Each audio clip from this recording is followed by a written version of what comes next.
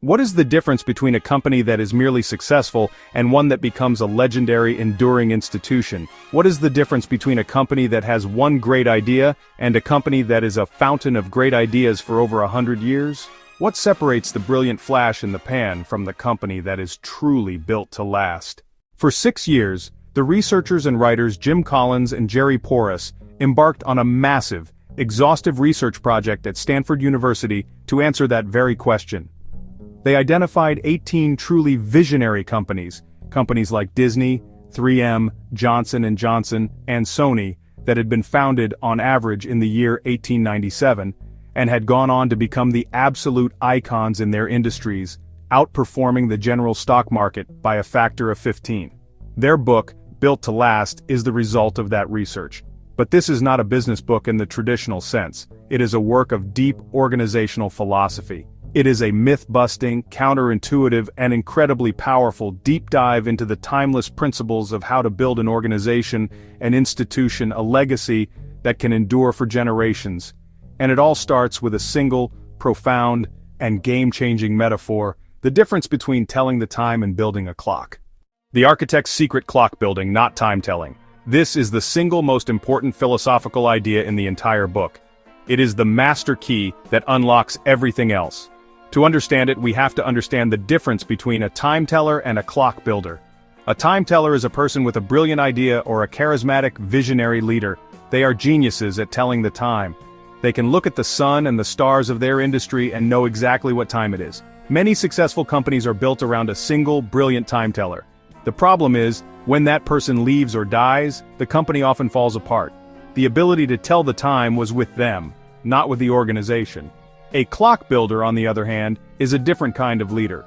They are not primarily focused on having a single great idea or being the charismatic hero of the story. Their obsession is with building a great organization, a clock. They are building a system, a culture, a set of processes that can continue to tell the time, to adapt, and to thrive long after the original founders are gone. The ultimate creation of a great leader is not a product or a service. It is the company itself. The clock is the masterpiece. Collins and Porras found, to their surprise, that the visionary companies in their study were not founded by superstar celebrity time tellers. The founders of companies like Hewlett-Packard, 3M, and Johnson & Johnson were often quiet, reserved, and publicity-shy. Their passion was not for their own personal fame, but for the creation of an enduring institution. This is the first great myth that the book busts. It's not about having a single brilliant idea from a single brilliant leader. It's about building a brilliant organization that can have many great ideas over many generations of leaders. The genius of the and, escaping the tyranny of the OR. The second great philosophical mindset that separates the visionary companies is their ability to escape what Collins and Porras call the tyranny of the OR. Most companies and most people live in a world of false dichotomies. We believe we have to choose. We can either have low-cost, Oregon we can have high quality. We can either have stability and consistency, Oregon we can have change and innovation. We can either be a company that is focused on making a profit, Oregon we can be a company that is focused on a higher purpose and values. This is the tyranny of the OR.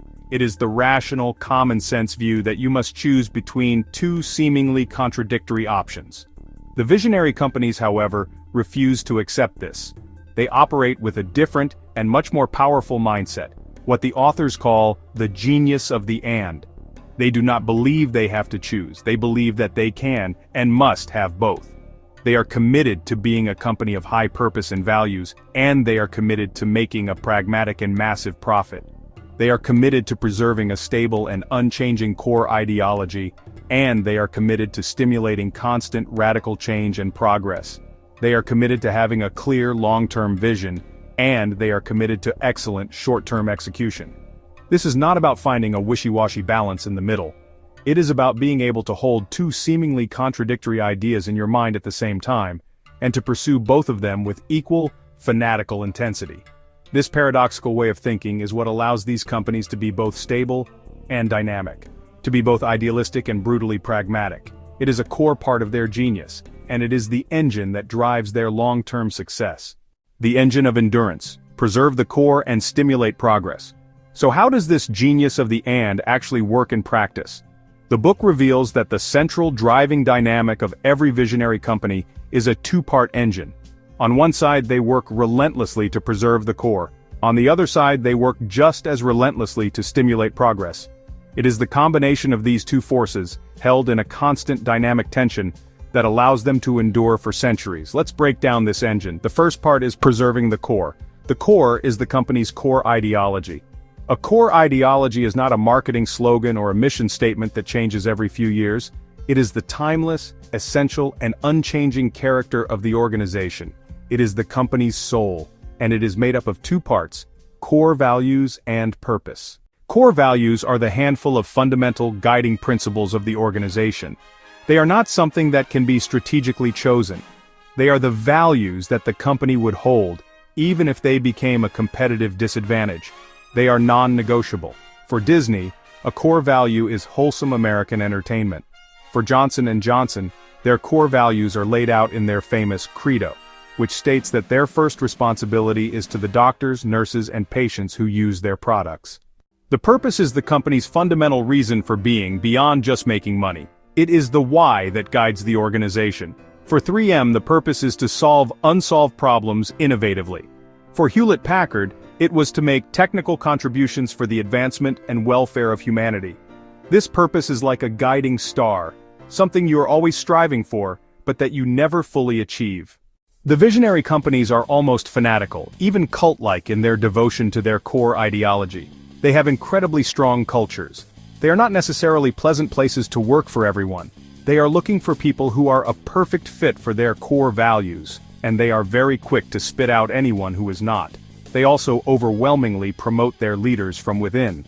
This practice of homegrown management ensures that the leaders of the company have been steeped in the core ideology for their entire careers. Now for the other side of the engine, stimulating progress. While the core ideology is fixed and unchanging, like a rock, everything else in a visionary company is in a constant state of flux. They have a relentless, obsessive drive to change, to improve, to grow, and to become better. They are never satisfied with the status quo. One of the most powerful tools they use to stimulate progress is the big, hairy, audacious goal, or the BHAG. A BHAG is not a small, safe, incremental goal. It is a huge, daunting, and almost terrifying mission that galvanizes the entire organization. It's a goal that is so big that it forces you to change and to innovate to achieve it. A classic example is NASA's mission in the 1960s to put a man on the moon and return him safely to the Earth by the end of the decade. That was a BHAG. It was audacious, it was inspiring, and it was a little bit crazy. Another example is Boeing in the 1950s, when it was a small military contractor deciding to risk the entire company on a massive new project to build the first commercial jetliner, the 707. That was a BHAG. These big, hairy, audacious goals are a powerful mechanism for getting a company out of its comfort zone and for stimulating incredible progress. But it's not just about grand goals. Visionary companies also stimulate progress through a process of evolutionary tinkering. They encourage experimentation. They have a philosophy of try a lot of stuff and keep what works. The famous story of the Post-it note at 3M is a perfect example. It was the result of a failed experiment to create a super strong glue. But an employee saw the potential in a weak glue, and the company's culture allowed him the freedom to pursue that strange idea. This is the engine. A fixed, unchanging, almost religious devotion to a core ideology, combined with a relentless, disruptive, and constant drive for progress in everything else. It is the ultimate expression of the genius of the and. The myth of the great, charismatic leader. One of the most surprising and counterintuitive findings of the entire book is its debunking of the myth of the great, charismatic leader. We have this idea, this cult of personality, that great companies are built by larger-than-life celebrity CEOs. But when Collins and Porras looked at the history of their visionary companies, they found that this was simply not true. The leaders who built these enduring institutions were, for the most part, not charismatic, high-profile visionaries. They were often quiet, shy, and reserved individuals. They were more like humble architects than celebrity heroes. Their ambition was not for themselves, it was for the company. They were obsessed with building the clock, not with being the one to tell the time. This is a profound and deeply philosophical lesson in the nature of true, lasting leadership.